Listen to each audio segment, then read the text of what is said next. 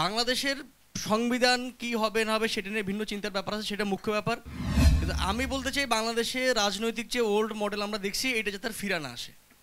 এখন এইটা ফিরে আসার অনেকগুলো চেহারা, অনেকগুলো রূপ আমি অলরেডি দেখতে পাইতেছি। ধরুন মানে মোটামুটি এর আগে যারা এই ওল্ড মডেলটা চালাইতো, এই ওল্ড মডেলের নানা রকমের ব্যাখ্যা আপনি করতে পারেন, আমিও চাইলে করতে পারি। ধরুন উইদাউট এনি রিয়ালাইজেশন যারা গত এই জুলাই ম্যাসাকারে সরাসরি জড়িত থাকুক কিংবা তার মৌন সমর্থন থাকুক অথবা সে চুপ করে থাকুক, এরা যদি আবার ফিরে আসে কোনো রকমের রিডিমশন রিয়ালাইজেশন ছাড়া, তাইলে এই ওল্ড মডেল আবার ফিরবে। সুতরাং এই রাজনৈতিক জায়গায় যদি ওল্ড মডেলটা আর ব্যাক না করে, এইটা আমি মনে করি একজন ক্ষুদ্র রাজনৈতিক কর্মী হিসেবে আমার প্রথম কনসার্ন। আমি সেকেন্ড যে ব্যাপারটা বলবো, আমি একটা পত্রিকা চালাইতাম ক্যাম্পাসে, সেই জায়গা থেকে আমাদের সামনের কালচারের ভাব এবং ভাষা কী হবে এটা নিয়ে বোধহয় একবার ভাবার সময় আসছে। মানে আমরা আমাদের কবিতা যা দেখছি, আমরা আমাদের সাহিত্য, সিনেমা ইত্যাদি নাটক ফাটক যা কিছু দেখছি, এগুলোর সামনের ভাব এবং ভাষা কী হবে এগুলো নিয়ে বোধহয় আমাদের ভাবার সময় আসছে। মানে যেই বেগুন এখানে 50 টাকা করে আপনি কিনবেন, সে ওইটা 5 টাকায় বিক্রি করে। এই যে মধ্যসত্যভোগীরা এই 5 থেকে 50 বানায়, আমাদের বোধহয় এই সিন্ডিকেট ভাঙার একটা সুযোগ আছে এখন, এবং এইটার দিকে নজর দেওয়া উচিত।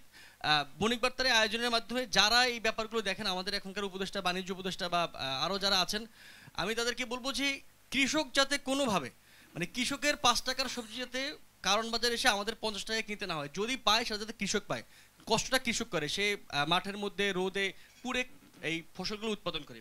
এটা একটু ভাবার চেষ্টা করবো। এবং সর্বশেষ আমি শহীদদের ব্যাপারে আমি একবার রায়ের বাজারে গণকবর যেখানে দেওয়া হয়েছে ওইখানে গেছিলাম। আমি গিয়ে বললাম, ভাই কোনো লিস্ট থাকলে দেন, মানে আমি লিস্ট দেখবার জন্য গেছিলাম। তো ওরা আমাকে স্রেফ বললো যে ভাই কোনো লিস্ট নেই।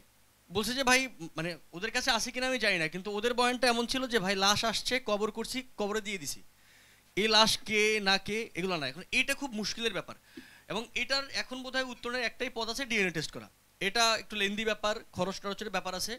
আমি সরকারকে আহ্বান জানাবো, অন্তর্বর্তীকালীন যে সরকার আছেন, যে আপনারা আল্লাহর রাস্তায় এই লিস্টগুলো, এই যে লাশগুলো যেগুলো কোনো রকমের আইডেন্টিফাই ছাড়া কবর দেওয়া হয়ে গেছে, একটু লেন্দি এবং এক্সপেন্সিভ প্রসেস হইলেও রাষ্ট্র থেকে এদের একটু শনাক্তের ব্যবস্থা করেন। বহু মানুষ এখনও নিখোঁজ, বহু বাবা মা এখনও তাদের ছেলেদেরকে খুঁজে পাচ্ছে না, জানে যে আন্দোলনে গেছে এরপরে ঘরে ফেরা যায় নাই, সে হয়তো এরকম কোনো এক কবরের মধ্যে পড়ে আছে। সুতরাং মানুষের প্রতি দরদের জায়গা থেকে আমরা যে রাষ্ট্র মেরামতের কথা বলি, এই রাষ্ট্র মেরামতের জন্য কেউ একজন মানে পিপলের উইলের কথা বলতেছিলেন একটু আগে।